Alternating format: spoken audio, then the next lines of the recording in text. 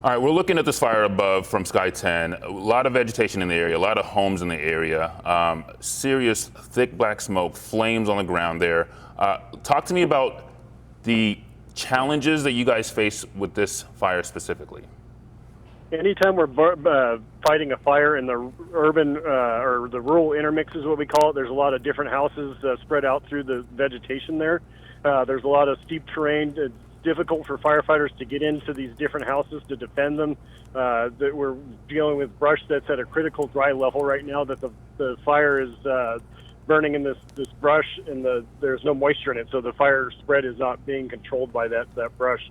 So that's why we've ordered extra engines, dozers, hand crews, and aircraft. That's a good point, because when you're dealing with just vegetation, you can kind of wet the vegetation, the trees, the grass, the bushes around it, but you only have some vegetation, and in other areas you have homes and other structures. So in the places where you're not able to wet vegetation to slow the spread, what do you do in those areas? We use our aircraft. The aircraft's most effective in the initial stages of the fire. So the aircraft will come through with their retardant and water drops to slow that fire down, so the firefighters on the ground can get in there and get their hoses into that area, extinguish the fire, and then follow it up with hand line construction. Let's talk about the area where you guys are fighting this here in Fallbrook. We mentioned homes, we mentioned vegetation. There's an interstate. This is just a little bit west of 15. Just talk to me a little bit about that area specifically, where that fire is happening, maybe some challenges or concerns with that specific area. Yeah, it's a rural area. The roads are tight in some areas. There's lots of houses in there. There's lots of dry brush. We're dealing with residents in the area, trying to get them evacuated safely while we get our firefighters engaged. All right, let's talk a little bit more about the residents that you want to get evacuated. You mentioned 100-acre potential. Is that now become the evacuation area, or is it more, is it less? How do you guys gauge that? The sheriff's department and the incident commander for the fire department are on scene right now. They are in constant collaboration on where this fire is going to go. They're planning out hours and hours in advance, and that's how they're determining their priorities on the evacuation zones.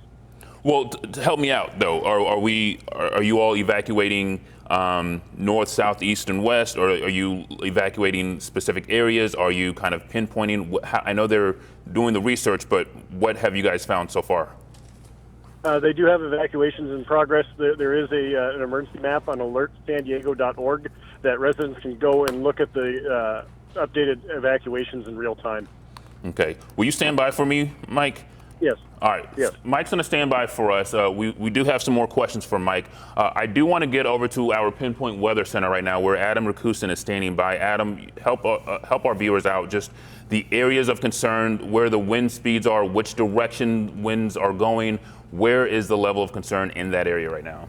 Yeah, well, the good news is wind speeds aren't over about 10 miles per hour for that Fallbrook area. So if you look right up here, kind of top near the screen, Fallbrook right now is about 9 miles per hour. The winds are blowing west-southwest in that general area. So they are seeing some winds. What you've noticed in some of the video that we were seeing out of there is the fire can kick up almost its own wind speed. So while the weather may only be 9 miles per hour in Fallbrook, as the fire moves through that area and burns through the brush and the vegetation that's in there, the wind speeds in the fire can increase, but the surrounding area is not all that bad. If you're looking up near Valley Center, not a whole lot in there. Oceanside's down. Vista is seeing about 11 miles per hour, so you're seeing those winds. If you can watch the winds, they're kind of dumping that right down in along the coast, so at least only 9 miles per hour. Here's the wind gust for the future. So you see it peak up a little bit in Fallbrook, so it's going to peak up around 12 to 15 miles per hour, but through the weekend into tomorrow morning, it's nothing right around 15, 16 miles per hour at the peak and then back down. So they are still seeing some of those wind gusts, but nothing like we were seeing in that red flag warning that was on Wednesday and Thursday of this week. Thankfully, the wind speed has dropped. So you can see it kind of dumping down south in that area, which is going to force it closer to the Vista area, not as much from Fallbrook, but pushing down into the south area that you're seeing from the wind speeds. So another thing that we pay attention to is the humidity.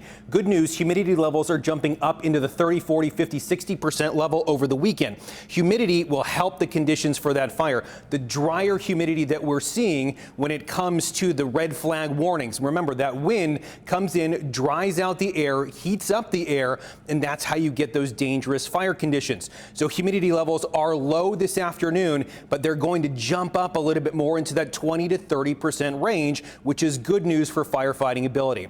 Okay, this is just a look outside right now from the map. Inland hour by hour right now. 75 degrees up in the North County, 71 degrees dumping down into the 60s and 50s lower. So at least it's not a hot conditions up there that firefighters are fighting.